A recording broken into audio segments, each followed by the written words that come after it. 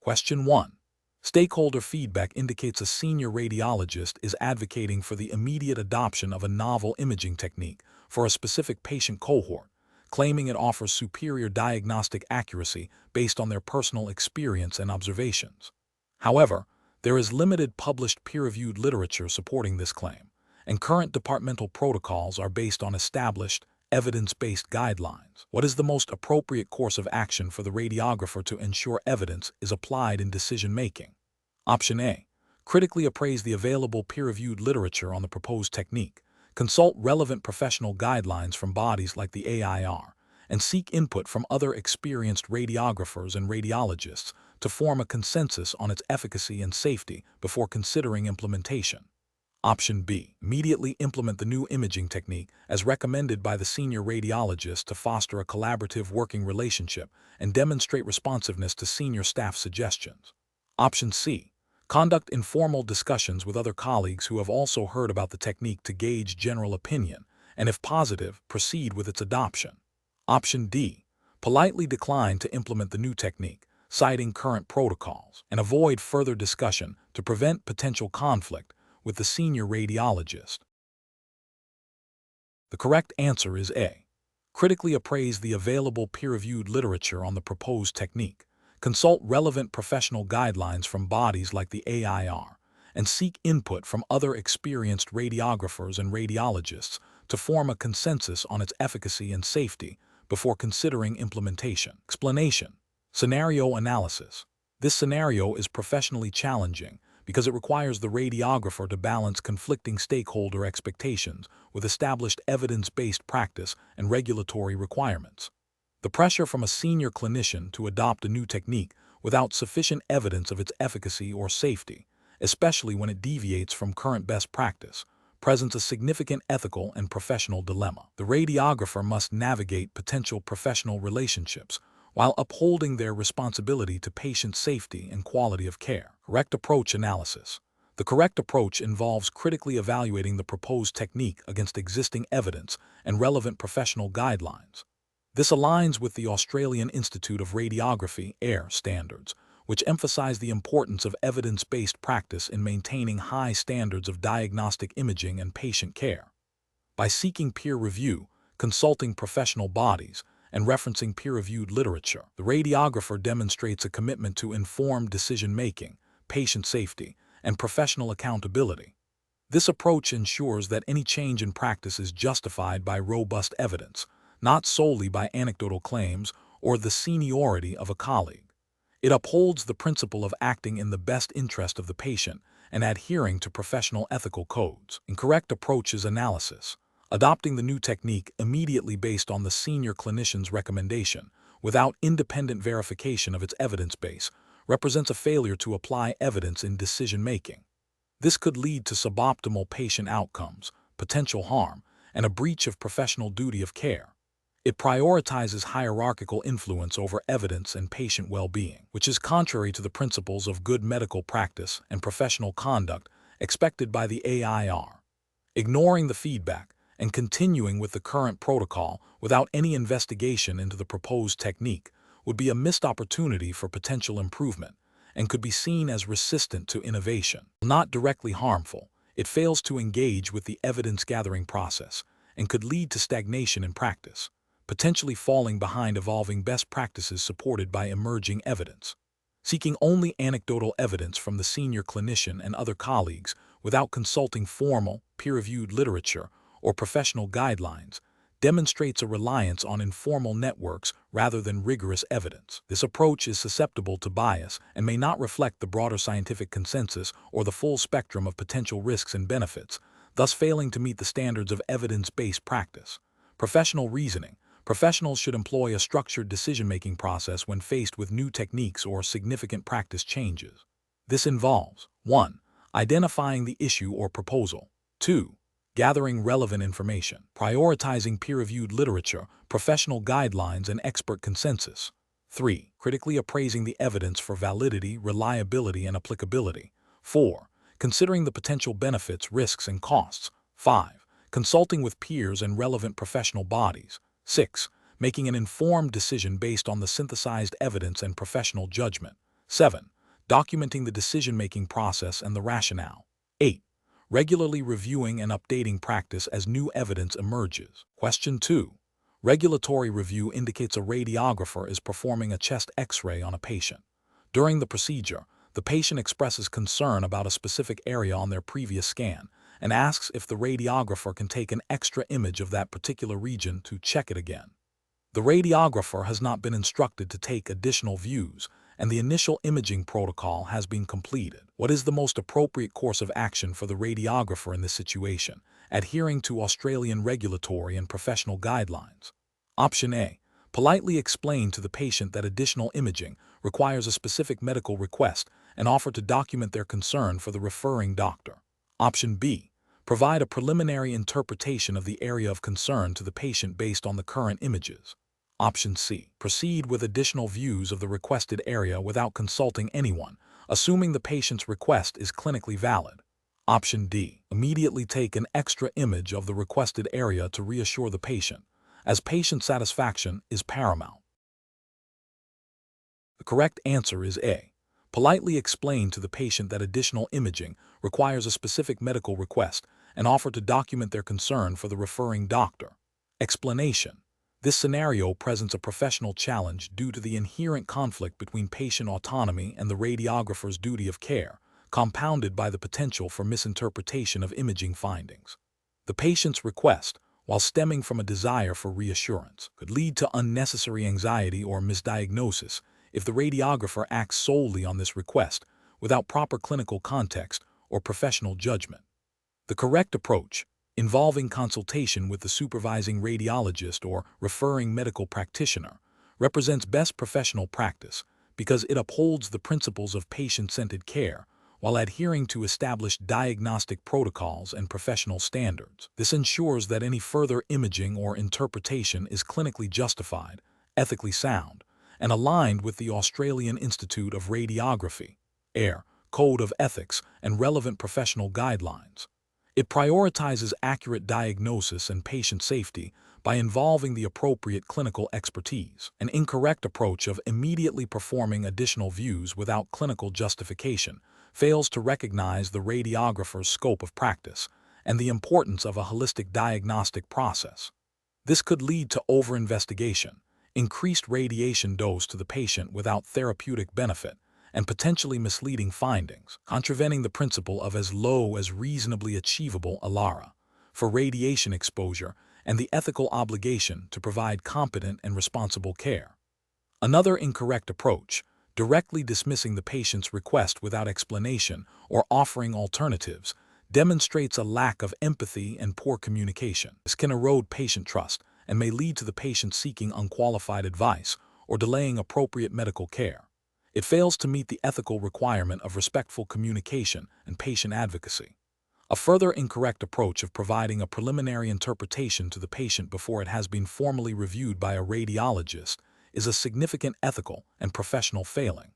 Radiographers are trained in image acquisition and optimization, but formal diagnostic interpretation rests with radiologists. Providing such an interpretation could lead to misdiagnosis, undue patient distress, and undermine the established diagnostic pathway, violating professional standards and potentially leading to legal ramifications. Professionals should employ a decision-making framework that prioritizes patient safety, ethical conduct, and adherence to professional standards. This involves active listening to the patient's concerns, assessing the clinical context, understanding the limitations of their role, and knowing when and how to escalate concerns or seek clarification from senior colleagues or referring clinicians. The AIR Code of Ethics provides a robust framework for navigating such dilemmas, emphasizing professional responsibility, patient well-being, and ethical practice. Question 3. The control framework reveals that a radiographer is tasked with ensuring accurate communication of radiation exposure to patients undergoing diagnostic X-ray procedures. Which radiation unit is the most appropriate for quantifying the energy deposited in the patient's tissues, directly relating to potential biological effects in this context? Option A. Gray Gi. Option B. Coulomb per kilogram C/kg. Option C. Sievert SV. Option D. Becquerel BQ. The correct answer is A. Gray Gi. Explanation. Scenario analysis. This scenario presents a professional challenge because it requires a radiographer to interpret and apply knowledge of radiation units and measurement within the context of patient safety and regulatory compliance. The challenge lies in understanding the practical implications of different units and their appropriate use, ensuring that diagnostic imaging procedures are conducted with the lowest reasonably achievable radiation dose while maintaining diagnostic image quality. Misunderstanding or misapplying these concepts can lead to suboptimal patient care, increased radiation exposure, and potential breaches of regulatory requirements. Correct approach analysis. The correct approach involves selecting the unit that most accurately and relevantly quantifies the radiation interaction relevant to the diagnostic imaging context. For diagnostic X-ray procedures, the absorbed dose in a specific tissue or organ is the most pertinent measure for assessing potential biological effects and ensuring patient safety. The gray Gi is the C unit for absorbed dose, representing the energy absorbed per unit mass of material. Therefore, specifying absorbed dose in gray is the most appropriate way to communicate and manage radiation exposure to patients in diagnostic radiology, aligning with the principles of radiation protection and regulatory expectations for dose monitoring and reporting. Incorrect approach is analysis. One incorrect approach would be to focus solely on exposure in air, measured in coulombs per kilogram, C/kg. While this unit is fundamental in radiation physics and is used for calibrating X-ray equipment, it does not directly represent the dose absorbed by the patient's tissues, which is the primary concern for biological risk. Relying solely on exposure in air for patient dose assessment would be a regulatory and ethical failure, as it neglects the critical factor of energy deposition within the patient. Another incorrect approach would be to use the Becquerel (BQ) unit. The Becquerel is the C unit of activity, measuring the rate of radioactive decay of a radionuclide. This unit is relevant for nuclear medicine procedures involving radioactive isotopes, but is not applicable to diagnostic X-ray imaging, where the radiation is generated externally and does not involve radioactive materials. Using this unit in the context of diagnostic X-ray would demonstrate a fundamental misunderstanding of radiation types and their associated measurement units, leading to incorrect assessments and potential safety oversights. A third incorrect approach would be to use the sievert SV unit inappropriately. The sievert is the C unit of equivalent dose and effective dose, which accounts for the biological effectiveness of different types of radiation and the sensitivity of different organs. While crucial for radiation protection planning and regulatory dose limits for radiation workers and the public, it is not the primary unit for quantifying the dose delivered during a specific diagnostic X-ray procedure to a patient. The absorbed dose, Gi, is the direct measure of energy deposited, which is then used in more complex calculations to derive equivalent or effective doses if necessary. Focusing on sievert without considering the underlying absorbed dose in the diagnostic context would be an oversimplification and potentially misleading for patient dose assessment. Professional reasoning. Radiographers should employ a decision-making framework that prioritizes patient safety and regulatory compliance. This involves 1. Understanding the specific type of radiation and imaging modality being used, e.g., diagnostic X-ray, nuclear medicine. 2. Identifying the most relevant physical quantity to measure or quantify for the purpose of dose assessment and risk evaluation in that context. 3. Selecting the appropriate C unit that accurately represents that physical quantity. 4. Consulting relevant Australian regulatory guidelines, e.g., from ARPANSA or state radiation safety authorities, to ensure adherence to dose limits and reporting requirements. 5. Continuously updating knowledge on radiation units, measurement principles, and their application in diagnostic imaging to maintain professional competence and ensure best practice. Question 4. The audit findings indicate a consistent pattern of suboptimal radiographic image quality, specifically concerning inadequate contrast and reduced visibility of fine anatomical detail in a series of chest X-rays. The radiographer is tasked with addressing these findings. Which of the following represents the most appropriate and regulatory compliant course of action? Option A. Dismiss the audit findings as subjective and attribute the perceived lack of detail to the limitations of the imaging equipment without further investigation. Option B. Immediately increase the milliampere-seconds M as for all subsequent chest X-rays to enhance image density and contrast, assuming the current settings are too low. Option C. Systematically review and adjust radiographic technique factors such as kilovoltage, kVp, milliampere seconds m as, source-to-image distance SID, and collimation alongside ensuring correct image processing parameters to optimize contrast, density, and detail while adhering to ALARA principles. Option D. Increase the kilovoltage, kVp, significantly for all chest X-rays to improve penetration and potentially enhance contrast, without a detailed analysis of its impact on overall image quality and patient dose.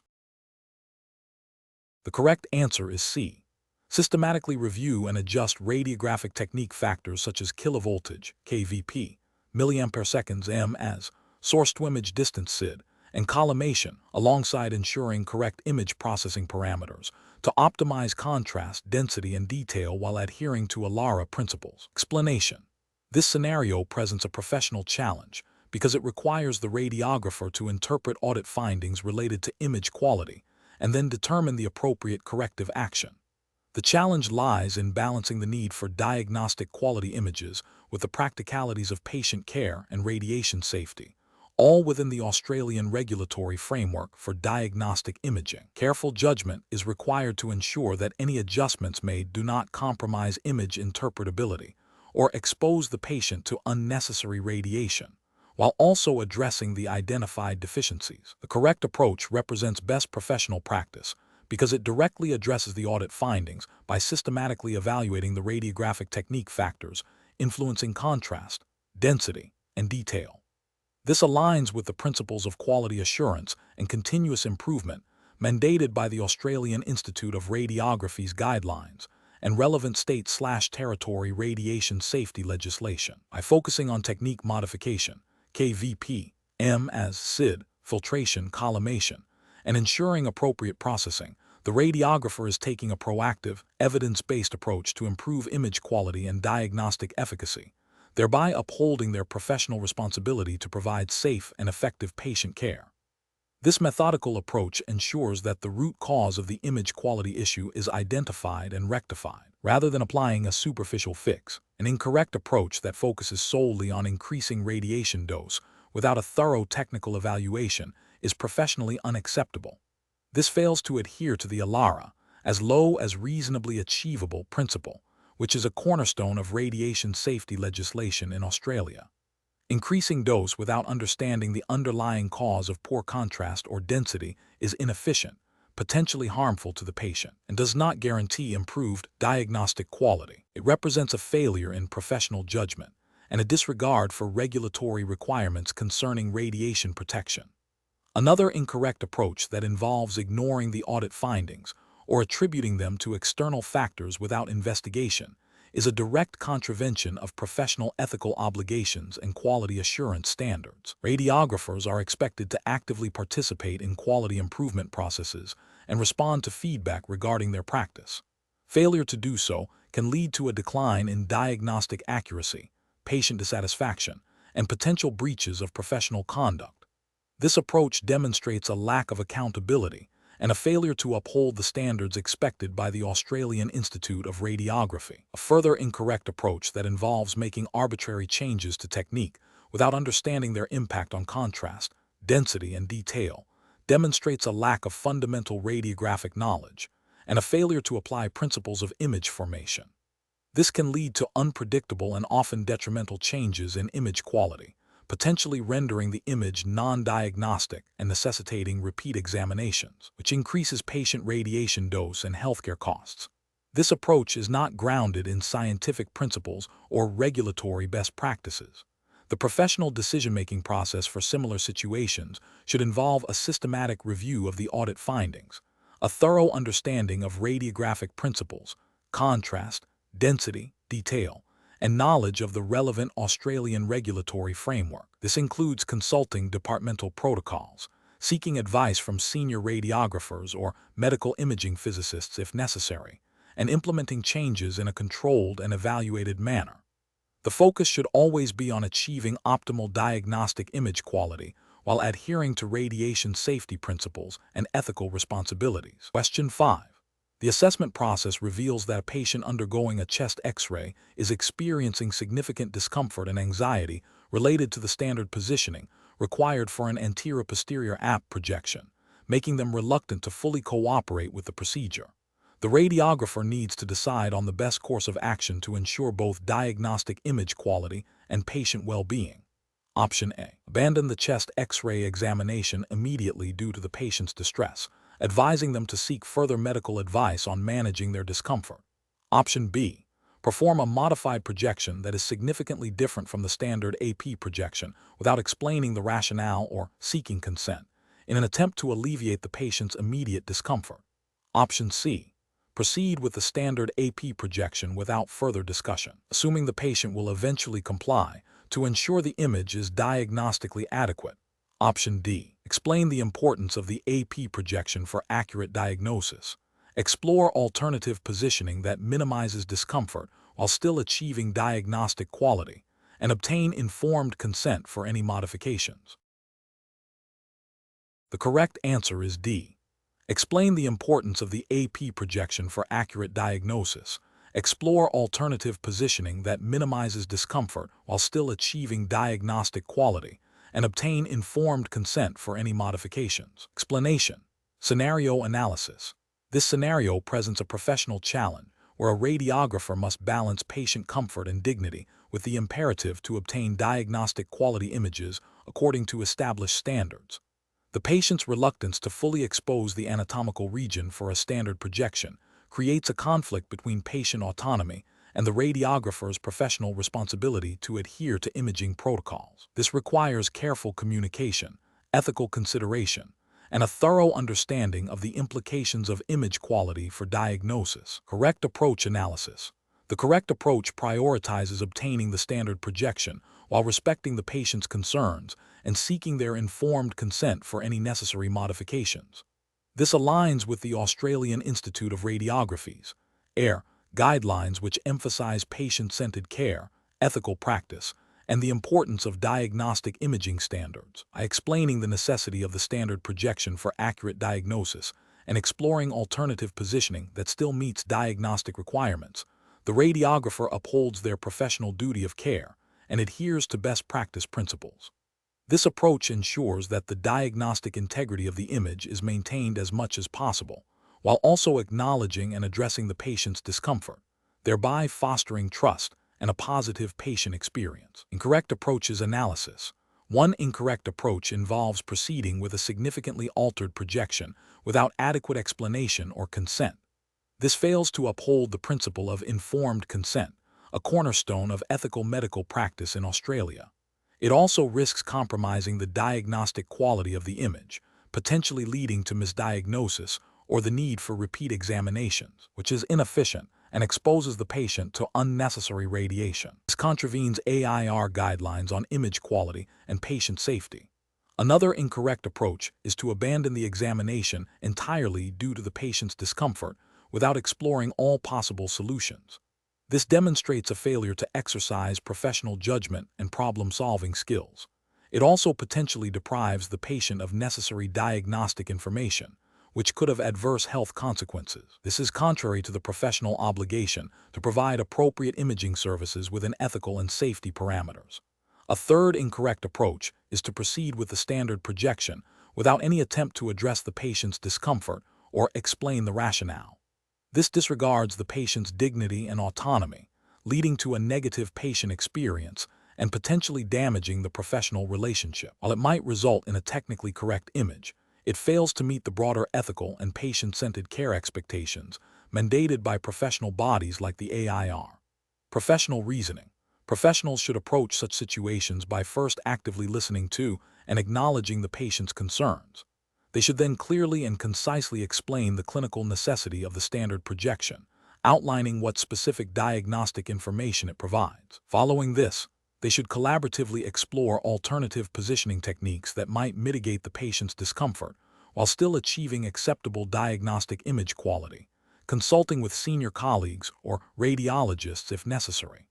The decision to modify a projection should always be based on a risk-benefit analysis, prioritizing patient safety and diagnostic efficacy, and documented appropriately. Question 6.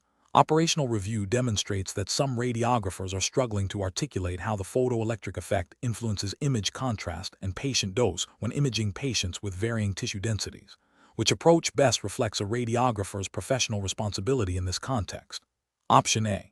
Dismissing the photoelectric effect as a purely theoretical concept with little practical relevance to daily radiography. Option B. Focusing solely on the photoelectric effect's contribution to radiation absorption without considering its role in image contrast formation. Option C. Assuming the photoelectric effect is the only factor determining image contrast, ignoring other contributing phenomena. Option D. Actively seeking to understand how the photoelectric effect influences image contrast and patient dose, and applying this knowledge to optimize imaging parameters and patient safety. The correct answer is D. Actively seeking to understand how the photoelectric effect influences image contrast and patient dose, and applying this knowledge to optimize imaging parameters and patient safety. Explanation. Scenario analysis.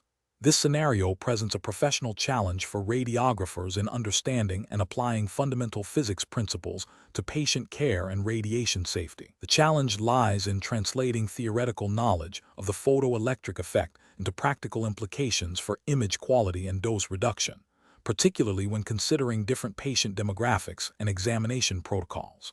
Accurate application of this knowledge is crucial for optimizing diagnostic imaging while minimizing unnecessary radiation exposure, aligning with the core principles of radiation protection and professional responsibility as outlined by the Australian Institute of Radiography. AIR. Correct approach analysis. The correct approach involves a radiographer actively seeking to understand how the photoelectric effect influences image contrast and patient dose in their daily practice. This demonstrates a commitment to continuous professional development and a proactive approach to patient safety. By considering factors like atomic number and photon energy, the radiographer can make informed decisions about imaging parameters, such as KVP selection, to optimize image quality and minimize dose. This aligns with the AIR's emphasis on evidence-based practice and the ethical obligation to provide high-quality care while adhering to radiation safety standards. Understanding the photoelectric effect allows for a more nuanced approach to image acquisition, moving beyond rote application of protocols to a deeper comprehension of the underlying physics. Incorrect approach is analysis. One incorrect approach involves dismissing the photoelectric effect as purely theoretical and irrelevant to practical radiography.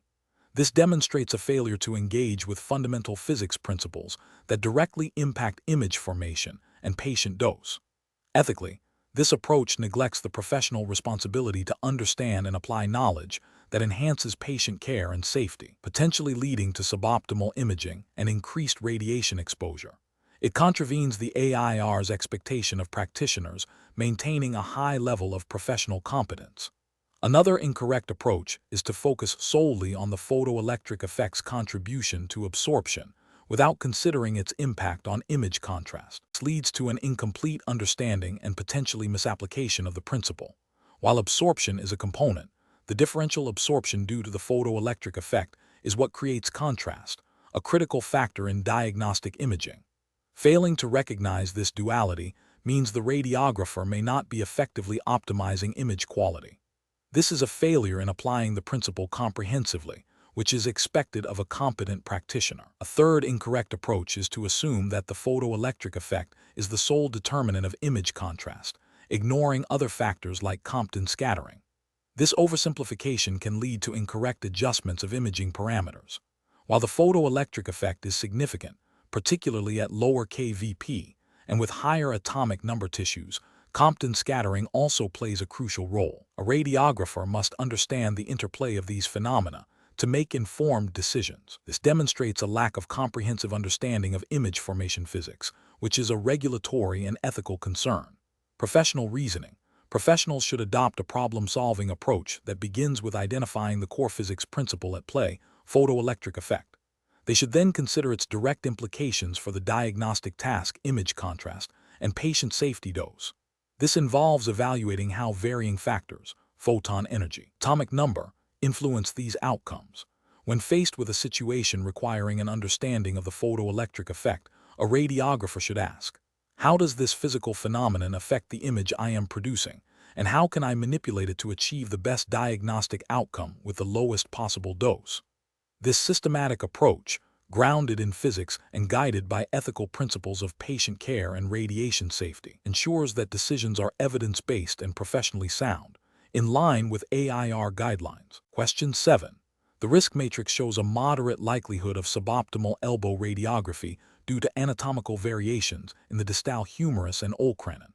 A radiographer is tasked with imaging a patient with a suspected fracture of the elbow. Which of the following actions best demonstrates adherence to the Australian Institute of Radiography's professional practice guidelines for skeletal imaging? Option A. Carefully palpating the epicondyles of the humerus and the olecranon process to guide the positioning for the AP and lateral projections, ensuring the X-ray beam is perpendicular to the long axis of the humerus and centered over the elbow joint. Option B.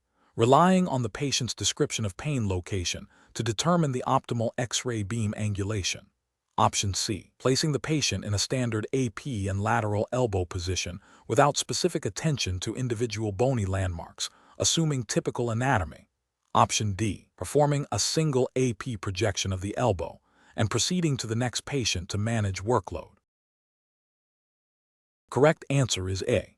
Carefully palpating the epicondyles of the humerus and the olecranon process to guide the positioning for the AP and lateral projections, ensuring the X-ray beam is perpendicular to the long axis of the humerus and centered over the elbow joint. Explanation. Scenario analysis. This scenario presents a professional challenge due to the potential for misinterpretation of anatomical landmarks, which can lead to inaccurate imaging and subsequent misdiagnosis. Radiographers must possess a thorough understanding of skeletal anatomy to correctly position patients and interpret image quality. The challenge lies in applying this anatomical knowledge in a practical, clinical setting where patient variability and subtle anatomical differences can occur. Correct approach analysis. The correct approach involves a meticulous review of the patient's skeletal anatomy, specifically focusing on the relationship between the distal humerus and the olecranon process for the elbow radiograph. This ensures accurate positioning for the AP and lateral views, aligning the X-ray beam with the anatomical structures of interest. This aligns with the Australian Institute of Radiography, AIR, guidelines on professional practice, which emphasize the importance of accurate anatomical identification and positioning for diagnostic imaging. Adherence to these principles is crucial for producing images that allow for reliable interpretation by radiologists, thereby upholding patient care standards. Incorrect approaches analysis. One incorrect approach would be to rely solely on superficial external landmarks without confirming the underlying skeletal alignment. This could lead to suboptimal positioning, potentially obscuring fractures or other abnormalities of the distal humerus or proximal ulna. This fails to meet the professional standards expected by the AIR, which mandate a deep understanding of anatomy for effective imaging. Another incorrect approach would be to assume standard anatomy and proceed with imaging without considering potential anatomical variations or pathologies that might affect positioning. This demonstrates a lack of critical thinking and anatomical awareness, which is a fundamental requirement for radiographers. The AIR expects practitioners to adapt their techniques based on individual patient anatomy. A further incorrect approach would be to prioritize speed over accuracy in positioning, leading to a rushed examination. While efficiency is important, it must never compromise the diagnostic quality of the image. Inaccurate positioning due to haste can result in repeat examinations, increasing radiation dose to the patient and delaying diagnosis, which is contrary to best practice principles promoted by the AIR. Professional reasoning.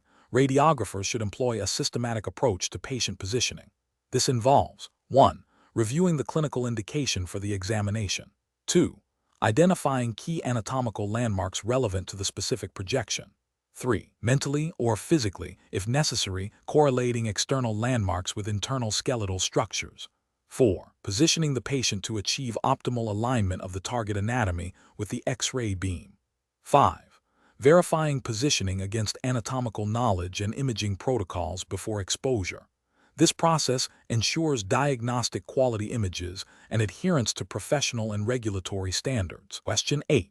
The performance metrics show that a patient undergoing a chest X-ray is expressing significant discomfort with the standard positioning and is requesting a modified technique that they believe will be less painful, even though it deviates from the established protocol for optimal image acquisition. The radiographer understands that X-rays are attenuated differently by various tissues, with denser structures like bone absorbing more radiation and appearing white, while less dense structures like air-filled lungs absorb less and appear black. This differential absorption is fundamental to creating a diagnostic image. What is the most appropriate professional response for the radiographer in this situation? Option A. Explain to the patient that the positioning is necessary because denser tissues absorb more X-rays, and altering the technique could obscure important diagnostic information, while reassuring them that the discomfort is temporary and the procedure is brief. Option B. Agree to the patient's requested modified technique to ensure their comfort, even if it means the image may not be diagnostically adequate. Option C. Inform the patient that their request cannot be accommodated due to strict departmental protocols and that they must endure the discomfort. Option D. Provide a highly technical explanation of the photoelectric effect and Compton scattering to justify the standard positioning. The correct answer is A. Explain to the patient that the positioning is necessary because denser tissues absorb more X-rays, and altering the technique could obscure important diagnostic information, while reassuring them that the discomfort is temporary and the procedure is brief. Explanation. Scenario analysis.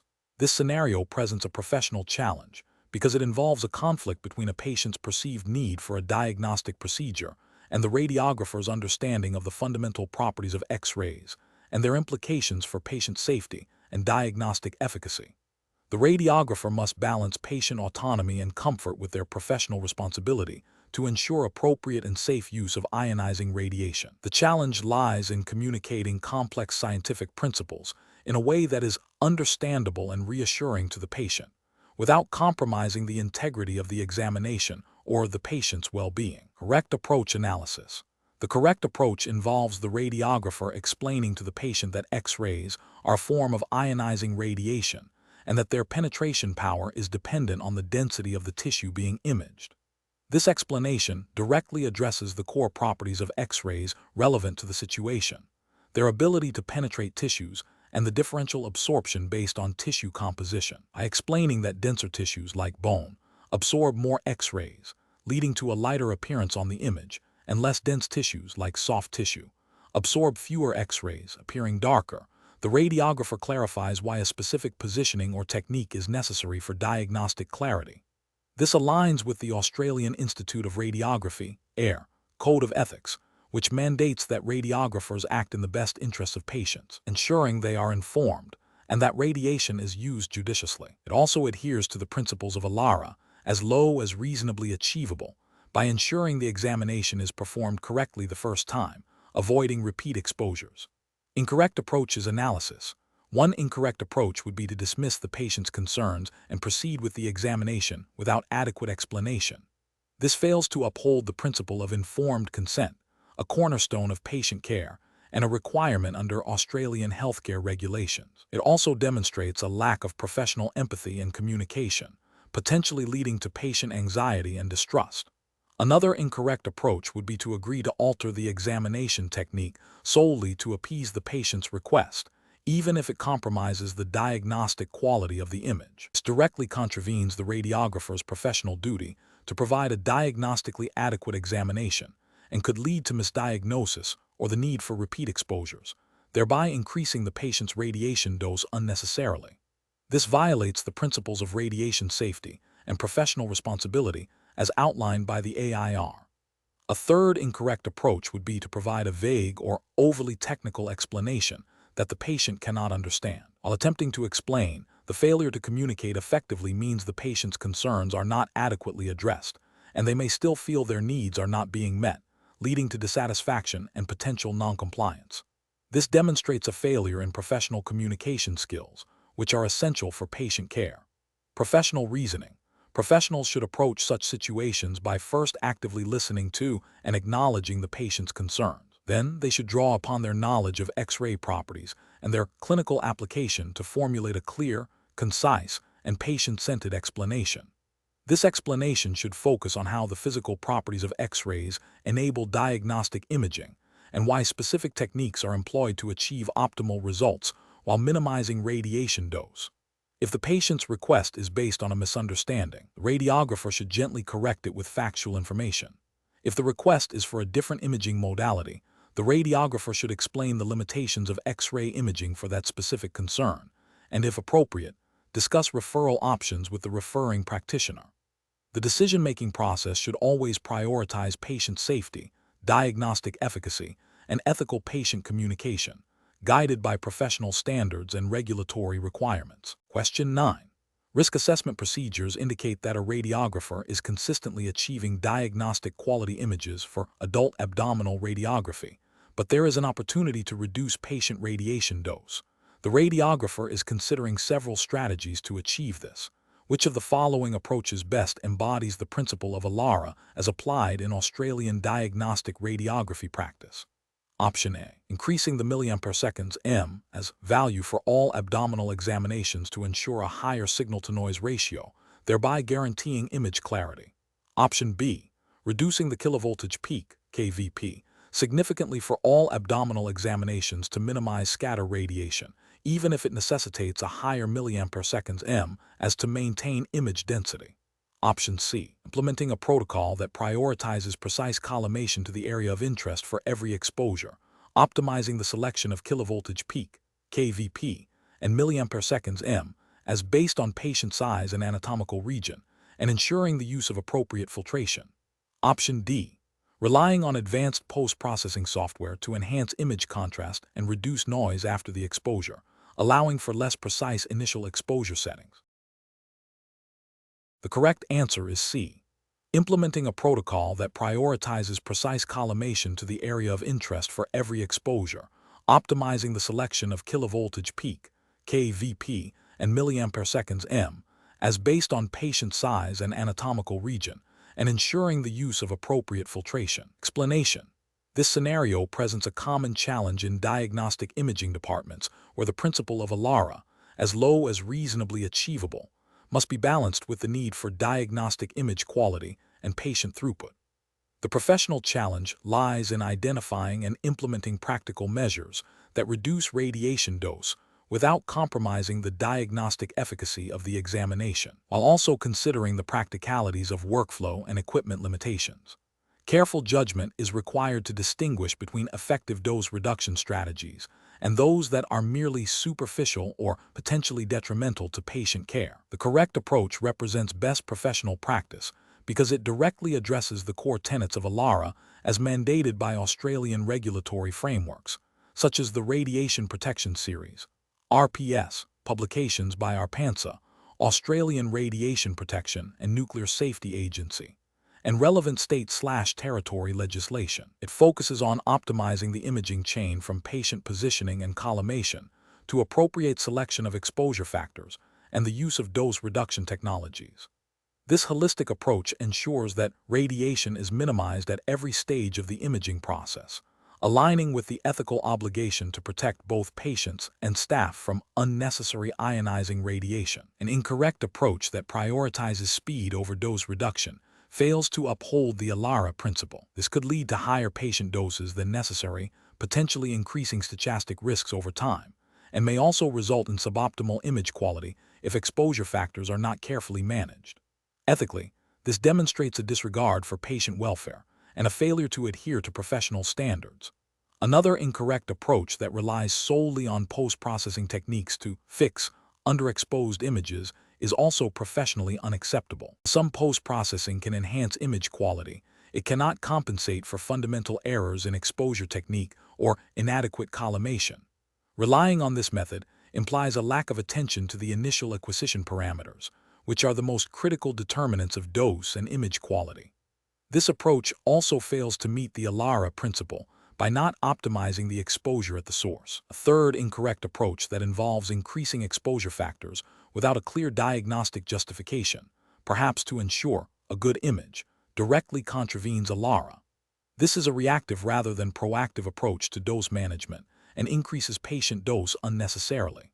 It demonstrates a misunderstanding of how exposure factors influence image quality and dose, and a failure to critically evaluate the diagnostic requirements of the examination. The professional decision-making process for similar situations should involve a systematic evaluation of the imaging protocol. This includes understanding the diagnostic objective of the examination, reviewing current protocols against ALARA principles and regulatory guidelines, considering patient factors, age, size, clinical indication, optimizing equipment settings, KVPM as filtration, collimation, evaluating the use of shielding where appropriate, and assessing the potential benefit of dose reduction technologies. Regular review and audit of imaging parameters and patient doses are crucial for continuous improvement and ensuring compliance with ALARA. Question 10. The efficiency study reveals that a particular imaging modality is being used with protocols that do not fully account for the inherent properties of the radiation it produces. To ensure optimal patient care and adherence to Australian radiation safety standards, it is crucial to correctly identify whether the modality primarily utilizes ionizing or non-ionizing radiation. Which of the following statements best describes the fundamental difference relevant to this distinction? Option A. Ionizing radiation is always visible to the human eye, whereas non-ionizing radiation is not. Option B. Ionizing radiation has a longer wavelength than non-ionizing radiation. Option C. Ionizing radiation has sufficient energy to remove electrons from atoms, potentially causing cellular damage, while non-ionizing radiation does not possess this capability. Option D. Non-ionizing radiation is produced by radioactive decay, while ionizing radiation is generated by electromagnetic fields. The correct answer is C. Ionizing radiation has sufficient energy to remove electrons from atoms, potentially causing cellular damage, while non-ionizing radiation does not possess this capability. Explanation: this scenario is professionally challenging because it requires the radiographer to critically evaluate the fundamental nature of radiation types and their implications for patient care and safety, directly impacting diagnostic accuracy and radiation protection principles. The challenge lies in distinguishing between ionizing and non-ionizing radiation, and understanding their distinct biological effects and applications within radiography, ensuring adherence to the Australian Institute of Radiography (AIR) guidelines and relevant Australian radiation protection legislation. The correct approach represents best professional practice because it accurately identifies the fundamental difference between ionizing and non-ionizing radiation based on their energy levels and their capacity to cause cellular damage. Ionizing radiation, such as X-rays, possesses sufficient energy to remove electrons from atoms and molecules, leading to potential biological harm and requiring stringent radiation protection measures as mandated by Australian regulatory bodies like ARPANSA, Australian Radiation Protection and Nuclear Safety Agency, and state/territory radiation control authorities. Understanding this distinction is crucial for appropriate equipment selection, protocol optimization, and patient dose management, aligning with the AIR's commitment to professional standards and patient safety. An incorrect approach that misclassifies radiation types would lead to significant regulatory and ethical failures. For instance, treating non-ionizing radiation as if it were ionizing would result in unnecessary and inappropriate radiation protection measures, potentially hindering diagnostic imaging and wasting resources. Conversely, treating ionizing radiation as non-ionizing would lead to gross underestimation of risks, inadequate shielding, and potentially harmful patient exposures, directly contravening the principles of ALARA as low as reasonably achievable and the ionizing radiation regulations of the relevant Australian state or territory. Such a failure would breach ethical obligations to patient welfare and professional conduct standards set by the AIR.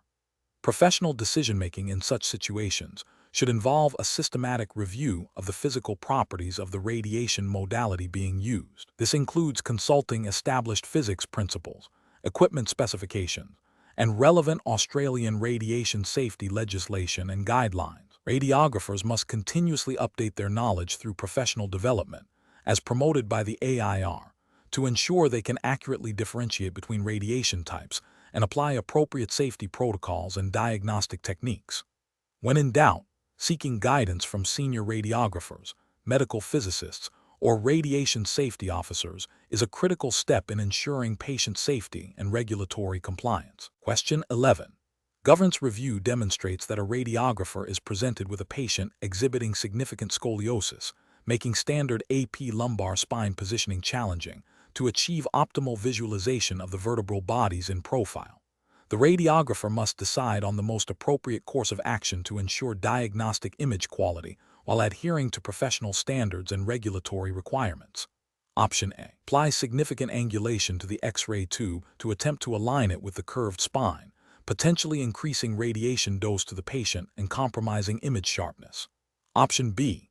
Request the patient to undergo a different imaging modality that may be less affected by anatomical variations, such as MRI, without first attempting to optimize the current X-ray examination. Option C. Proceed with the standard AP lumbar spine positioning protocol without any modifications, accepting that the image quality may be compromised due to the patient's scoliosis. Option D. Adjust the patient's positioning to compensate for the spinal curvature, utilizing compensatory shielding and ensuring the central ray remains perpendicular to the anatomical region of interest, aiming for optimal visualization of the vertebral bodies despite the anatomical variation. The correct answer is D. Adjust the patient's positioning to compensate for the spinal curvature, utilizing compensatory shielding and ensuring the central ray remains perpendicular to the anatomical region of interest, aiming for optimal visualization of the vertebral bodies despite the anatomical variation. Explanation. Scenario analysis. This scenario presents a common challenge in diagnostic imaging where patient anatomy may deviate from standard presentations, requiring the radiographer to adapt their positioning techniques. The professional challenge lies in balancing the need for accurate anatomical representation for diagnostic purposes with patient comfort, safety, and the radiographer's scope of practice as defined by the Australian Institute of Radiography, AIR, guidelines and relevant state/territory legislation governing medical radiation practitioners. Failure to achieve optimal positioning can lead to misdiagnosis or the need for repeat examinations, impacting patient care and resource utilization. Correct approach analysis.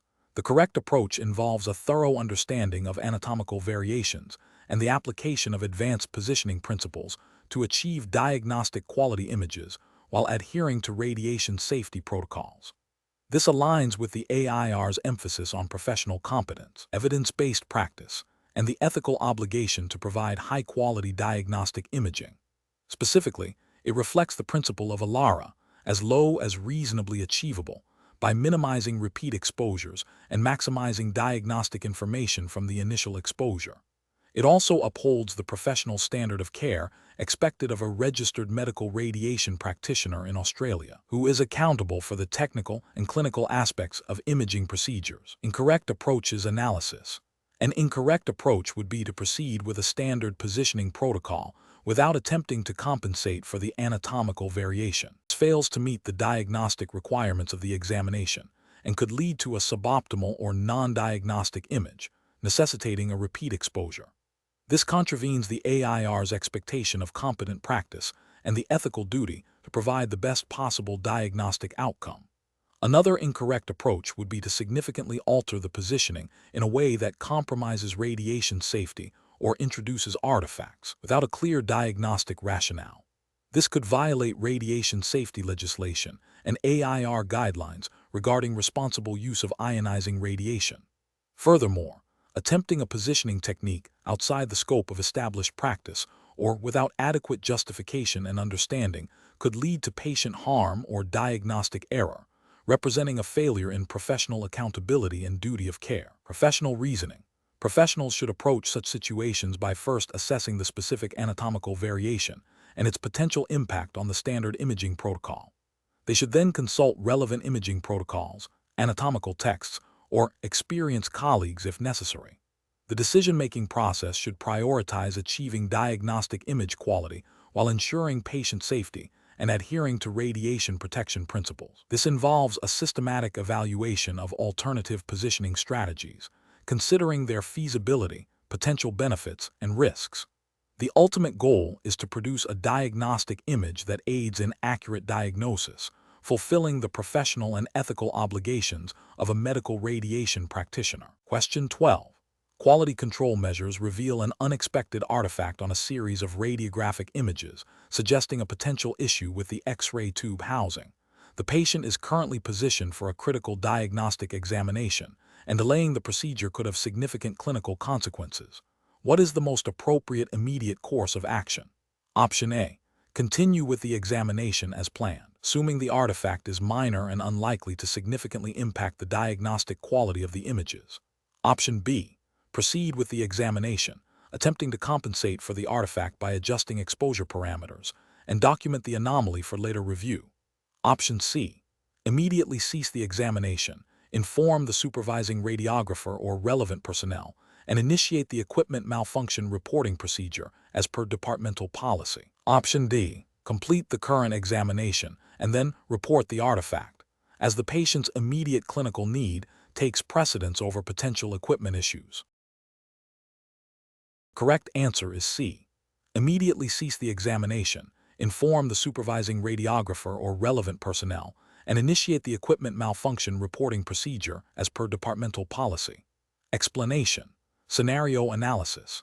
This scenario is professionally challenging because it requires the radiographer to balance the immediate need for diagnostic imaging with the potential for suboptimal image quality due to equipment malfunction. The challenge lies in making a timely and informed decision that prioritizes patient safety and diagnostic efficacy while adhering to established quality assurance protocols. The radiographer must exercise critical judgment to avoid unnecessary radiation exposure or the need for repeat examinations, which can have both clinical and operational implications. Correct approach analysis. The correct approach involves immediately ceasing the examination and initiating the established equipment malfunction reporting procedure. This aligns with the Australian Institute of Radiography's AIR guidelines and the principles of radiation safety and quality assurance. By reporting the malfunction promptly, the radiographer ensures that the equipment is assessed and repaired by qualified personnel, preventing the use of faulty equipment on future patients. This proactive measure upholds the professional responsibility to provide high-quality diagnostic imaging and minimize radiation risks, as mandated by regulatory bodies like the Australian Radiation Protection and Nuclear Safety Agency, ARPANSA, and state/territory radiation control legislation. Incorrect approaches analysis. Failing to report the malfunction and proceeding with the examination compromises patient care and violates professional standards. This could lead to misdiagnosis due to poor image quality, necessitating repeat examinations and increasing radiation dose. It also contravenes the principles of ALARA, as low as reasonably achievable, and the legal obligations under radiation safety legislation to ensure equipment is functioning correctly. Attempting to compensate for the perceived malfunction by significantly altering exposure factors without proper calibration or investigation is also an unacceptable approach. This can lead to over- or underexposure, compromising image quality, and potentially exposing the patient to unnecessary radiation. It bypasses the systematic troubleshooting and quality control procedures expected of a radiographer. Ignoring the anomaly and hoping it resolves itself is negligent. This demonstrates a lack of professional responsibility and a failure to adhere to quality assurance protocols. It risks the continued use of faulty equipment, potentially impacting multiple patients and undermining the integrity of diagnostic imaging services. Professional reasoning. Professionals should employ a systematic decision-making process when encountering equipment anomalies. This involves 1. Recognizing the anomaly and its potential impact on image quality and patient safety. 2. Consulting established protocols for equipment malfunction reporting and troubleshooting. 3. Communicating the issue to relevant personnel, e.g., senior radiographer, medical physicist, supervisor. 4. Documenting the incident and the actions taken. 5. Prioritizing patient well-being and diagnostic accuracy above all else while adhering to regulatory requirements. Question 13. Benchmark analysis indicates that a radiographer is performing a chest X-ray on an elderly patient experiencing significant kyphosis and limited mobility.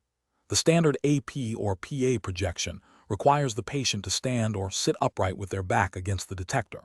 The patient expresses considerable discomfort and difficulty in achieving this position, stating it exacerbates their back pain. The radiographer needs to decide on the best course of action to obtain a diagnostic image while respecting the patient's condition and comfort. Which approach best aligns with professional practice and regulatory guidelines for radiographers in Australia? Option A. Explain the necessity of the standard position, offer supportive padding to minimize discomfort, and gently assist the patient into the most upright position achievable, ensuring clear communication throughout the process.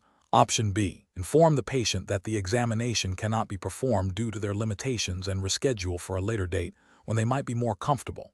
Option C. Use manual manipulation and gentle force to position the patient as close to the standard upright position as possible, prioritizing image acquisition over patient comfort. Option D. Proceed with a supine AP projection without attempting to position the patient upright, accepting the potential for increased magnification and reduced lung field visualization. The correct answer is A. Explain the necessity of the standard position, offer supportive padding to minimize discomfort, and gently assist the patient into the most upright position achievable, ensuring clear communication throughout the process. Explanation. Scenario analysis. This scenario presents a common challenge in diagnostic imaging where patient comfort and cooperation are paramount. Yet achieving optimal image quality for a specific anatomical region requires precise positioning. The radiographer must balance the patient's immediate needs and potential discomfort with the diagnostic imperative of the examination, all while adhering to professional standards and regulatory requirements.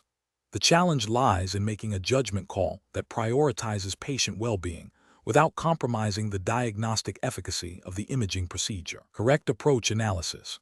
The correct approach prioritizes patient comfort and safety while still aiming for the best possible diagnostic outcome. This involves clear communication with the patient, explaining the necessity of the position, and offering the most comfortable and supportive means of achieving it. This aligns with the Australian Institute of Radiography's AIR guidelines on patient care, which emphasize patient dignity, informed consent, and the provision of care that minimizes discomfort and risk. Specifically, it reflects the ethical obligation to act in the best interest of the patient, which includes their physical and psychological well-being, as well as the professional responsibility to produce diagnostic quality images. This approach demonstrates a commitment to patient-centered care, a core principle in Australian radiography practice. Incorrect approaches analysis. One incorrect approach involves proceeding with a position that causes significant pain or distress without adequate exploration of alternatives or patient consent. This fails to uphold the patient's right to be treated with dignity and respect, potentially violating principles of informed consent and patient autonomy as outlined by the AIR. It also risks causing iatrogenic harm or exacerbating the patient's condition. Another incorrect approach is to abandon the examination or significantly compromise the image quality due to minor discomfort, without attempting to mitigate the patient's pain or explain the diagnostic necessity. This could be seen as a failure to meet professional standards of care and a dereliction of duty to provide a diagnostic examination, potentially leading to the need for repeat imaging or an incomplete diagnosis, which is contrary to efficient and effective healthcare delivery as expected within the Australian healthcare system. A third incorrect approach is to use excessive force or restraint to achieve the desired position. This is a direct violation of patient rights and safety protocols and would be considered unprofessional conduct and potentially assault. Australian radiography practice strictly prohibits any form of non-consensual physical manipulation that could cause harm or distress. Professional reasoning. Professionals should employ a patient-centered decision-making framework. This involves 1. Assessing the patient's condition and any contraindications to specific positions. 2. Clearly communicating the purpose of the examination and the required positioning, explaining any potential discomfort. 3. Collaborating with the patient to find the most comfortable and achievable position, offering aids like sponges or cushions. 4. If significant discomfort persists, exploring alternative imaging protocols or discussing with the referring clinician. 5. Documenting all discussions and decisions made regarding patient positioning and any deviations from standard protocols. This systematic approach ensures that patient well-being and diagnostic accuracy are both considered and addressed. Question 14. Market research demonstrates that a new generation of digital radiography detectors offers significantly faster image acquisition times and reduced noise levels. A radiology department is considering upgrading its existing equipment to this new technology to improve workflow efficiency. What is the most appropriate approach to ensure that this technological upgrade maintains or enhances diagnostic image quality and adheres to Australian regulatory standards for diagnostic imaging? Option A. Conduct comprehensive phantom testing and clinical image quality assessments to verify performance against established benchmarks and compare with existing system capabilities before full implementation. Option B. Proceed with the upgrade based on positive feedback from a single, similar-sized facility that has already adopted the technology. Option C. Rely on the vendor's technical specifications and performance data as sufficient evidence of improved image quality and workflow benefits. Option D. Immediately implement the new detectors to capitalize on the advertised workflow efficiencies and monitor patient outcomes retrospectively. The correct answer is A. Conduct comprehensive phantom testing and clinical image quality assessments to verify performance against established benchmarks and compare with existing system capabilities before full implementation. Explanation. Scenario analysis. This scenario presents a common implementation challenge in diagnostic imaging, balancing the drive for technological advancement with the fundamental requirement of maintaining diagnostic image quality and patient safety. The challenge lies in integrating new equipment that promises efficiency and potentially improved image acquisition parameters without compromising the diagnostic efficacy of the images produced. Radiographers must critically evaluate the claims of new technology against established principles of image formation and quality assurance, ensuring that patient care remains paramount and that regulatory standards are met. The pressure to adopt new technologies can sometimes overshadow the need for rigorous validation, creating a conflict between operational efficiency and clinical responsibility. Correct approach analysis. The correct approach involves a systematic and evidence-based evaluation of the new imaging system's impact on image quality. This aligns with the Australian Institute of Radiography, AIR, guidelines and the broader regulatory framework governing diagnostic imaging in Australia, which emphasizes the importance of producing diagnostic quality images. Specifically, this approach adheres to principles of quality assurance and control, ensuring that the new system meets established benchmarks for spatial resolution, contrast resolution, signal-to-noise ratio, and artifact reduction. It also reflects a commitment to patient safety by ensuring that any changes in imaging parameters do not lead to increased radiation dose without a commensurate increase in diagnostic information. This proactive validation process is crucial for maintaining professional standards and ensuring that patient care is not compromised by technological adoption. Incorrect approaches analysis. Adopting the new system without comprehensive image quality testing is a significant regulatory and ethical failure. It bypasses the fundamental responsibility of a radiographer to ensure diagnostic quality images, as mandated by professional standards and potentially by state-specific health regulations concerning medical imaging. This approach risks producing suboptimal images that may lead to misdiagnosis or the need for repeat examinations, thereby increasing patient radiation exposure and healthcare costs, which is contrary to the principles of ALARA, as low as reasonably achievable and patient-centered care. Implementing the new system based solely on vendor claims without independent verification is also professionally unacceptable. Vendor specifications, while informative, are not a substitute for objective, site-specific testing. This failure to critically appraise information and conduct due diligence can lead to the adoption of equipment that does not meet the clinical needs or regulatory requirements of the facility. It demonstrates a lack of professional skepticism and a potential disregard for the evidence-based practice expected of radiographers. Relying on anecdotal evidence from other institutions without conducting local validation is another flawed approach. While peer experience can be valuable, imaging equipment performance can be influenced by a multitude of factors, including local protocols, patient demographics, and the specific clinical environment. Failing to perform site-specific testing means that the actual impact of the new system on image quality within the specific context of the facility remains unknown, posing a risk to diagnostic accuracy and patient safety. This approach neglects the professional obligation to ensure that all imaging procedures are optimized for the specific clinical setting. Professional reasoning. Professionals in diagnostic imaging must adopt a decision-making process that prioritizes patient safety and diagnostic efficacy. This involves a critical evaluation of new technologies, grounded in scientific principles and regulatory requirements. The process should include 1. understanding the fundamental principles of image formation and quality relevant to the modality. 2. Critically assessing vendor claims against established benchmarks in scientific literature. 3. Conducting rigorous, independent testing of new equipment to validate performance and optimize parameters. 4. Ensuring compliance with all relevant Australian regulatory frameworks and professional guidelines. And 5. Documenting all evaluation and implementation processes. This systematic approach ensures that technological advancements enhance, rather than compromise, the quality of patient care. Question 15. The control framework reveals a radiographic image of the thoracic cavity. A radiographer is tasked with evaluating the image for diagnostic quality and anatomical accuracy. Which of the following approaches best reflects the professional responsibilities and best practice standards for a radiographer in this situation, considering the critical importance of respiratory system anatomy? Option A. Rely on readily available online anatomical diagrams to confirm the identification of specific structures, rather than solely depending on personal recall. Option B. Prioritize completing the examination as quickly as possible to maximize patient throughput, with a secondary consideration for anatomical detail. Option C.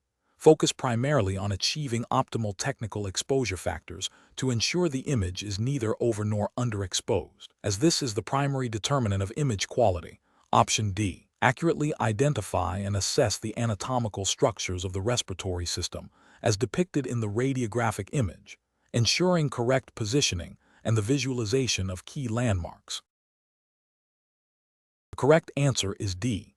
Accurately identify and assess the anatomical structures of the respiratory system as depicted in the radiographic image, ensuring correct positioning and the visualization of key landmarks.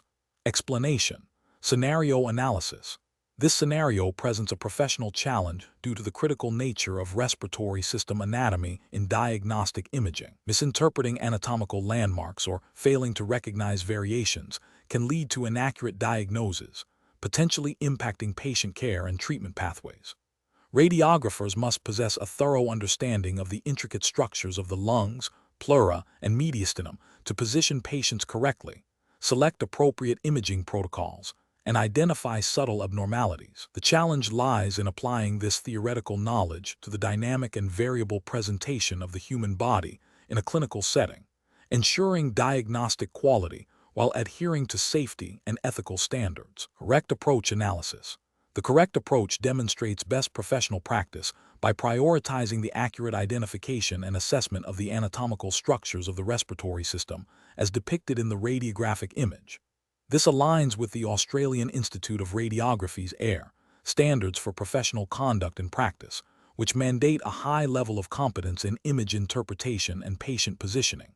Specifically, it reflects the requirement for radiographers to possess and apply comprehensive knowledge of anatomy and physiology to produce diagnostic quality images. This approach ensures that the radiographer can confidently identify normal anatomical variations and distinguish them from pathological findings, thereby contributing to accurate patient management. Incorrect approach is analysis. An incorrect approach that focuses solely on the technical aspects of image acquisition without a deep understanding of the underlying anatomy is professionally unacceptable. This would represent a failure to meet the AIR's competency standards, as it neglects the fundamental requirement for radiographers to interpret the diagnostic information contained within the image. Such an approach could lead to misdiagnosis or misinterpretation, violating the ethical obligation to provide safe and effective patient care. Another incorrect approach that prioritizes speed over anatomical accuracy would also be professionally deficient. While efficiency is important in a clinical setting, it must never compromise the diagnostic integrity of the examination. The AIR expects radiographers to exercise due diligence and meticulous attention to detail in all aspects of their practice. Failing to do so, by rushing through anatomical assessment, could result in significant errors and harm to the patient, contravening professional and ethical responsibilities. A third incorrect approach that relies on external, unverified sources for anatomical interpretation, rather than relying on established professional knowledge and training, is also unacceptable. This bypasses the rigorous educational and competency frameworks established by the AIR. Professional practice demands that radiographers utilize their validated knowledge base and adhere to established protocols and guidelines, ensuring consistency and reliability in their diagnostic assessments. Professional reasoning. Professionals should approach such scenarios by first recalling and applying their foundational knowledge of respiratory system anatomy, including the lobes, fissures, bronchi, vasculature, and pleural spaces. They should then systematically evaluate the radiographic image, correlating the visual information with this anatomical understanding. This involves identifying key landmarks, assessing the symmetry and clarity of structures, and noting any deviations from the expected anatomy. If uncertainty arises, the professional should consult established anatomical references, departmental protocols, or seek guidance from a senior radiographer or radiologist, rather than making assumptions or proceeding with an incomplete assessment. This systematic and evidence-based approach ensures diagnostic accuracy and upholds the highest standards of patient care as expected by the AIR. Question 16. The risk matrix shows a moderate risk of scatter radiation exposure to staff during a specific interventional radiology procedure. The radiographer on duty believes the procedure is running slightly behind schedule and is concerned about delaying the next patient. What is the most appropriate course of action to ensure radiation safety and regulatory compliance? Option A. Conduct a rapid review of the risk matrix. Consult with the radiation safety officer to confirm appropriate shielding and positioning protocols for this specific procedure, and implement these measures before proceeding. Option B. Immediately implement the most stringent protective measures available, regardless of the specific risk level indicated, to ensure maximum safety for all involved. Option C. Proceed with the procedure as quickly as possible, relying on the radiographer's experience to minimize exposure, and address any potential safety concerns after the procedure is completed. Option D. Delegate the decision-making regarding protective measures entirely to the radiographer, trusting their judgment to manage the situation effectively without further consultation. The correct answer is A. Conduct a rapid review of the risk matrix. Consult with the radiation safety officer to confirm appropriate shielding and positioning protocols for this specific procedure, and implement these measures before proceeding. Explanation. This scenario presents a common implementation challenge in radiation safety, balancing the need for effective radiation protection with the practicalities of clinical workflow and patient care. The challenge lies in interpreting and applying the risk matrix, a tool designed to guide decision-making, in a way that is both compliant with regulatory requirements and clinically sound. Professionals must exercise judgment to determine the most appropriate protective measures for a given situation, considering factors beyond just the inherent risk level. The correct approach represents best professional practice because it prioritizes a systematic and evidence-based method for implementing radiation safety measures. It involves a thorough review of the risk matrix, consultation with relevant experts, such as the radiation safety officer, and the development of specific actionable protocols.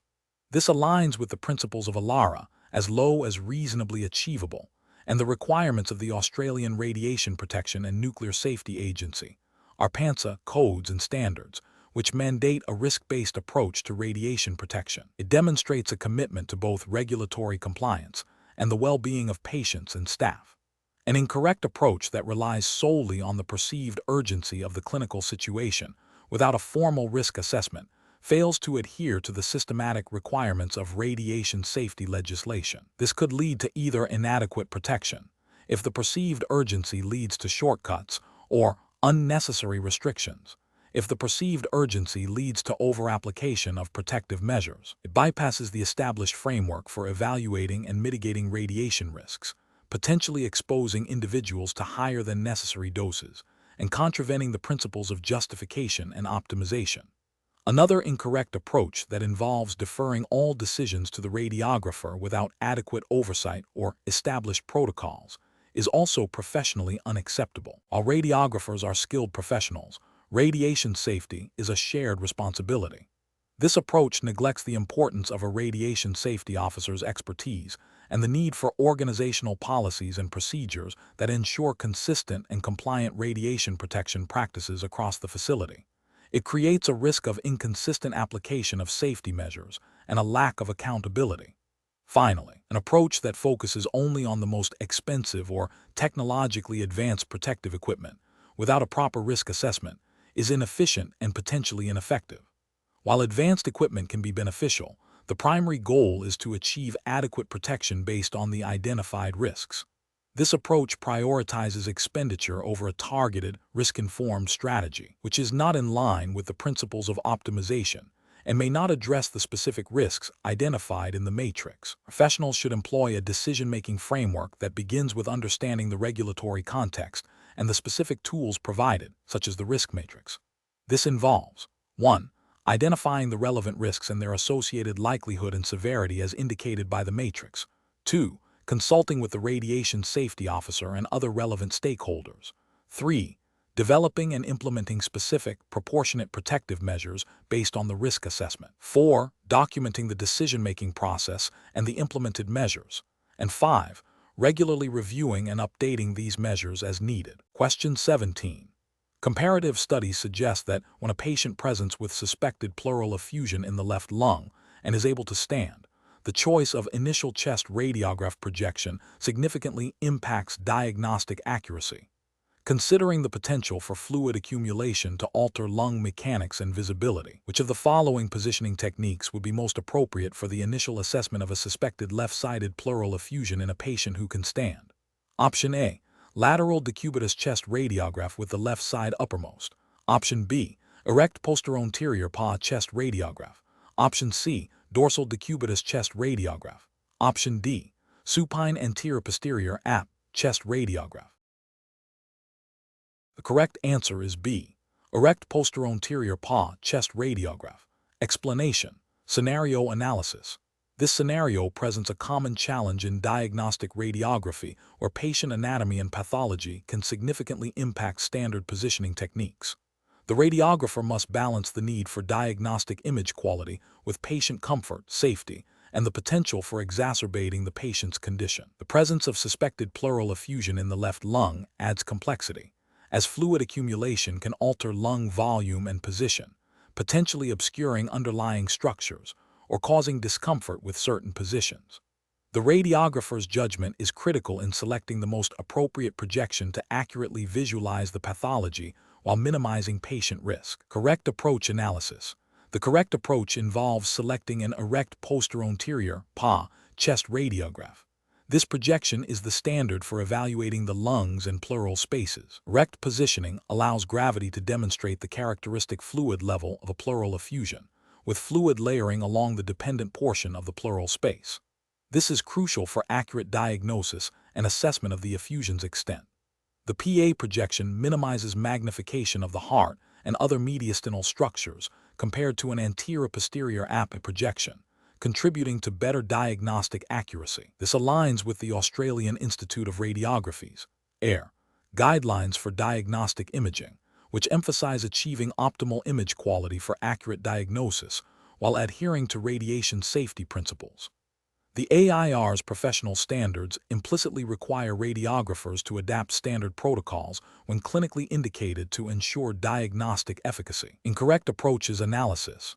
Choosing a supine anterior-posterior AP chest radiograph without specific clinical indication would be an incorrect approach. While sometimes necessary due to patient immobility, it is not the preferred projection for demonstrating pleural effusions. In a supine position, fluid may layer more diffusely, making it harder to identify a distinct fluid level, and the diaphragm may be elevated, potentially obscuring the costophrenic angles. This could lead to a missed or underestimated diagnosis, failing to meet the diagnostic requirements expected under AIR guidelines. Opting for a lateral decubitus projection with the affected side uppermost would also be incorrect in this initial assessment scenario. While a lateral decubitus view is valuable for demonstrating small effusions or confirming the presence of free-flowing fluid by showing layering, it is typically a secondary or supplementary view. The initial erect PA projection is the primary diagnostic tool for evaluating suspected pleural effusion.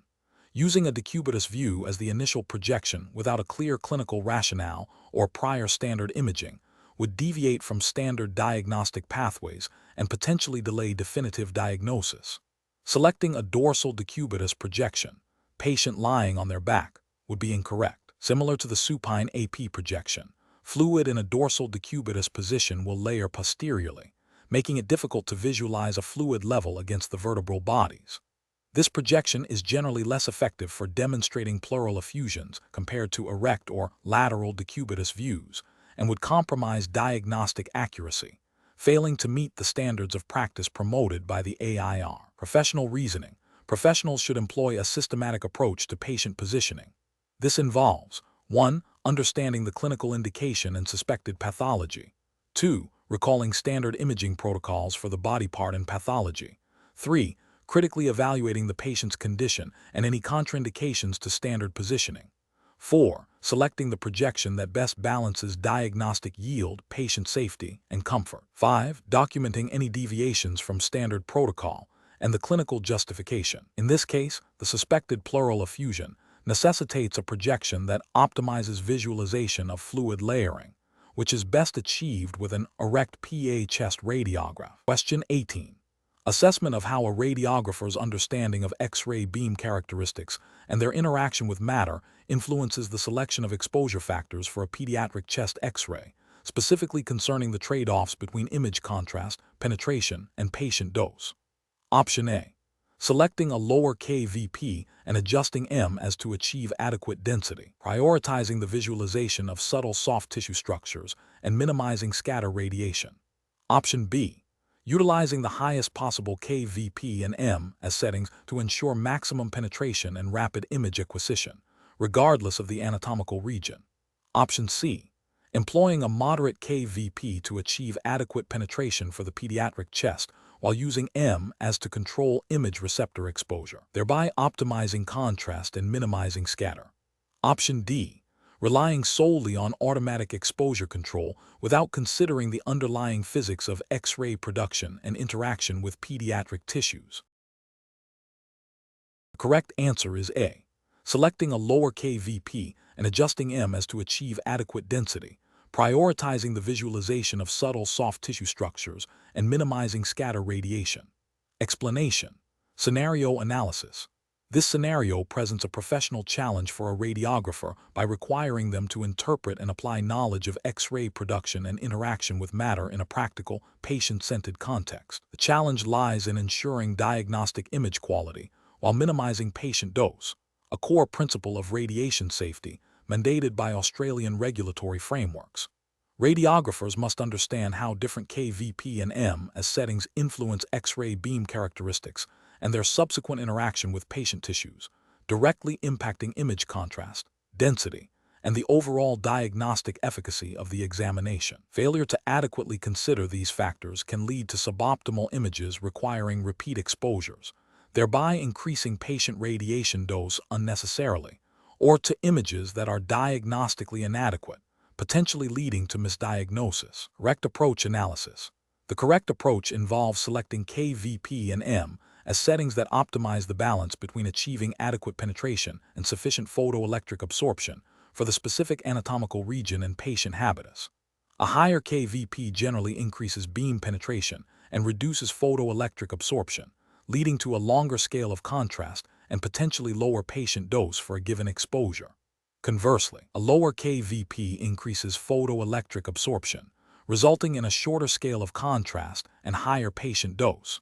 The M as primarily controls the quantity of X-rays produced, directly influencing image receptor exposure and therefore image density. The correct approach necessitates understanding that the choice of kVp is paramount for controlling contrast and penetration, while M as is adjusted to achieve appropriate density. This aligns with the principles of ALARA, as low as reasonably achievable, as outlined in the Australian Radiation Protection and Nuclear Safety Agency, ARPANSA Radiation Protection Series, RPS, publications, and the Code for Radiation Protection and Safety of Radiation Sources, which guide diagnostic imaging practices in Australia. By selecting appropriate parameters, the radiographer ensures the production of a diagnostic image with the lowest possible radiation dose to the patient, fulfilling their professional and ethical obligations. Incorrect approaches analysis. One incorrect approach would be to consistently use the highest kVp and M as settings for all examinations, regardless of the anatomical region or patient size. This fails to account for the varying attenuation properties of different tissues and can lead to excessive scatter radiation, reduced contrast, and unnecessary patient dose, violating the ALARA principle and potentially contravening the ionizing radiation, medical exposure regulations. Another incorrect approach would be to prioritize image density above all else, using excessively high M as without considering the impact on penetration and scatter. This can result in a diagnostically useful density, but with a significantly increased patient dose and potentially a loss of subtle contrast information due to excessive scatter. A further incorrect approach would be to solely rely on automatic exposure control (EC), without understanding the underlying principles of X-ray production and interaction. While AEC can be a useful tool, it is not a substitute for radiographer knowledge. If AEC is improperly calibrated or the detector placement is suboptimal, it can lead to incorrect exposure factors and compromised image quality or dose.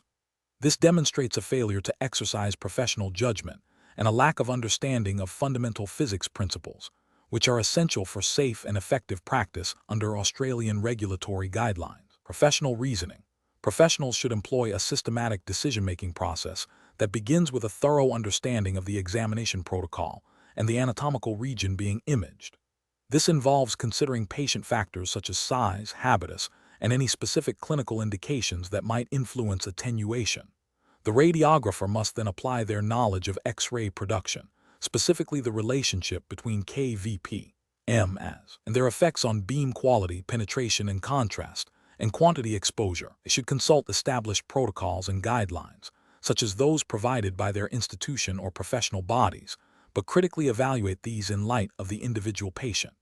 The principle of ALARA must be paramount, guiding the selection of parameters that achieve diagnostic image quality with the minimum radiation dose. Regular review of image quality and patient dose, coupled with continuous professional development in radiation physics and safety, is crucial for maintaining best practice. Question 19. When evaluating the potential risks of ionizing radiation during a diagnostic imaging procedure, which approach best reflects a comprehensive understanding of radiation interaction with matter and its implications for patient safety within the Australian regulatory framework? Option A. Focusing on the specific mechanisms of radiation interaction with biological tissues at the atomic and molecular level, considering how these interactions influence absorbed dose and potential biological effects for the individual patient. Option B. Primarily assessing the technical specifications of the imaging equipment and its radiation output, without explicitly linking these to the biological consequences for the patient. Option C. Relying on general knowledge of radiation hazards, without delving into the specific physics of how radiation interacts with different types of matter and tissues. Option D. Prioritizing the speed of image acquisition and the overall clarity of the final image, assuming standard radiation safety protocols are sufficient for all examinations. The correct answer is A. Focusing on the specific mechanisms of radiation interaction with biological tissues at the atomic and molecular level, considering how these interactions influence absorbed dose and potential biological effects for the individual patient. Explanation. Scenario analysis. This scenario presents a professional challenge in a diagnostic imaging setting where a radiographer must assess the potential risks associated with radiation interaction with matter for a specific patient examination. The challenge lies in balancing the diagnostic benefit of the imaging procedure against the inherent risks of ionizing radiation, particularly when considering factors that might influence the patient's sensitivity or the radiation dose delivered. This requires a nuanced understanding of radiation physics and its biological effects, coupled with adherence to strict Australian regulatory frameworks governing radiation safety. Radiographer must make informed decisions that prioritize patient well-being while ensuring diagnostic efficacy, a core ethical and professional responsibility. Correct approach analysis. The correct approach involves a comprehensive risk assessment that considers the specific characteristics of the radiation-matter interaction relevant to the planned examination and the individual patient. This includes evaluating the type of radiation used, e.g., X-rays, its energy levels, the tissues being imaged, and the potential for different interaction mechanisms, e.g., photoelectric effect, Compton scattering, to contribute to the absorbed dose. Crucially, it necessitates considering patient-specific factors such as age, pregnancy status, and any pre-existing conditions that might alter their radiosensitivity. This aligns with the principles of ALARA, as low as reasonably achievable, and the fundamental duty of care mandated by the Australian Institute of Radiography's professional standards and relevant state/territory radiation safety legislation.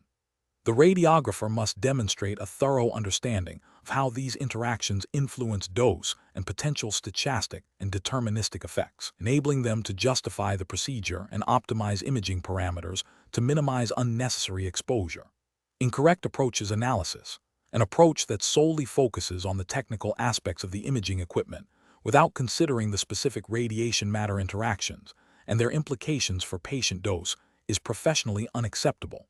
This fails to acknowledge the fundamental physics governing radiation exposure and its biological consequences, thereby neglecting a key aspect of radiation safety. It also overlooks the individual patient's unique circumstances, which is a direct contravention of the duty of care and the principles of patient-centered practice. Another incorrect approach would be to prioritize image acquisition speed or convenience over a thorough risk assessment.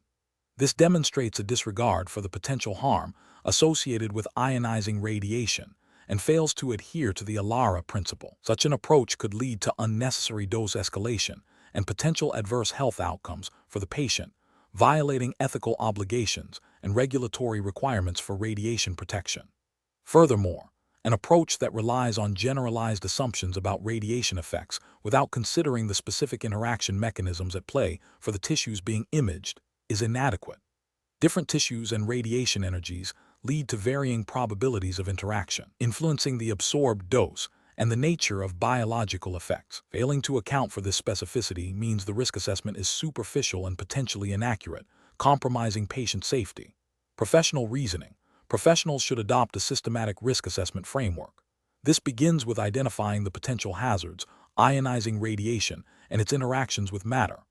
Next, they must analyze the risks by considering the likelihood and severity of harm, taking into account the specific examination, equipment, and patient factors. This involves understanding how photoelectric absorption and Compton scattering, for example, contribute to dose in different tissues and at varying energy levels. Subsequently, they must evaluate the risks, determining if they are acceptable or require mitigation.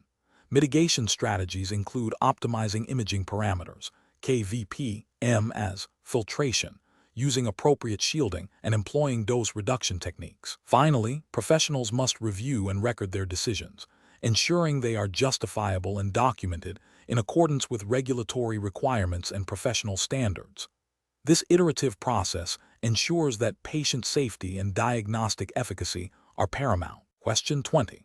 The risk matrix shows a moderate to high risk of image degradation and increased patient dose due to Compton scattering during a chest X-ray examination of an obese patient. Which of the following approaches best mitigates this risk while ensuring diagnostic image quality? Option A. Reduce collimation to include a larger area to capture more anatomical detail. Option B.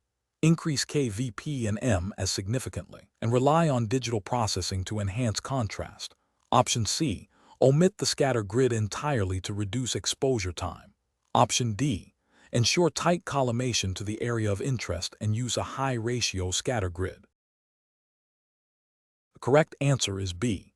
Increase KVP and M as significantly and rely on digital processing to enhance contrast. Explanation. Scenario analysis. This scenario presents a common challenge in diagnostic radiography where understanding the fundamental physics of radiation interaction is crucial for both image quality and patient safety.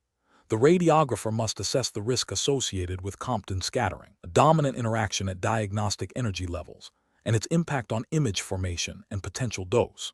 The professional challenge lies in balancing the need for sufficient scatter radiation to achieve diagnostic information against the risk of increased patient dose and degradation of image contrast due to excessive scatter.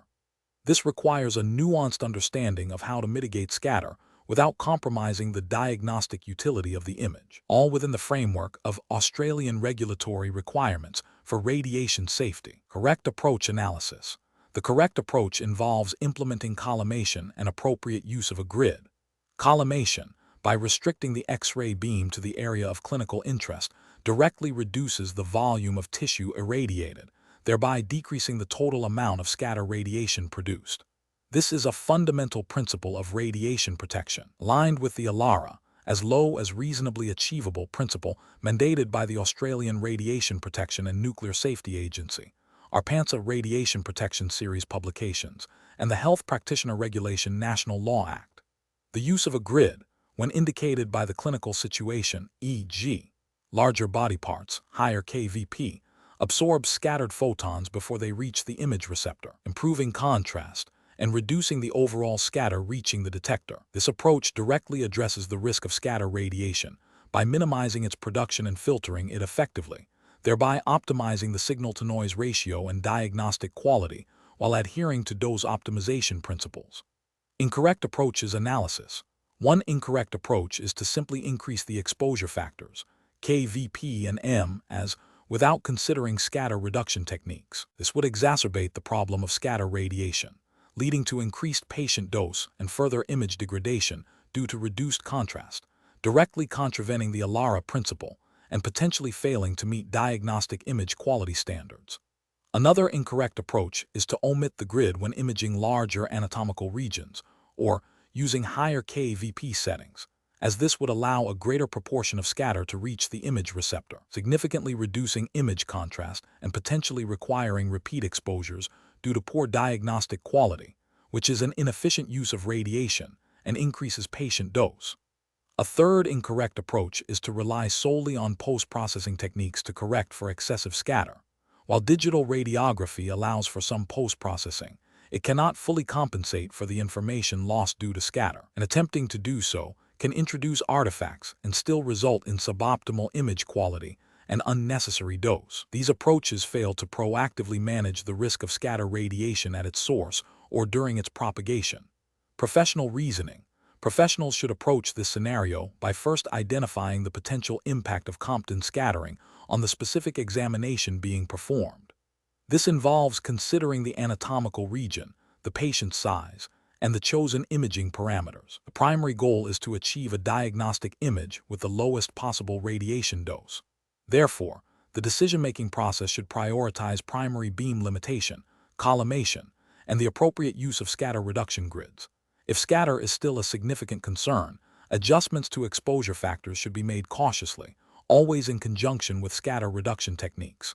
Understanding the interplay between kVp, scatter production, and grid effectiveness is crucial. Professionals should consult relevant departmental protocols and ARPANSA guidelines to ensure compliance with radiation safety standards and best practice in diagnostic imaging.